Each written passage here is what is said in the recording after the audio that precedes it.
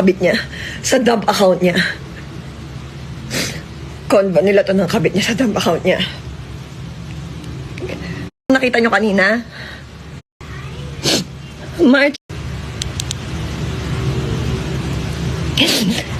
Ito yung tingnan nyo tong exact daan nyo yan ha. Nagre-request siya sa kabit niya. Sabi niya sa kabit niya, po susundin po kita. Ipapakita ko sa inyo.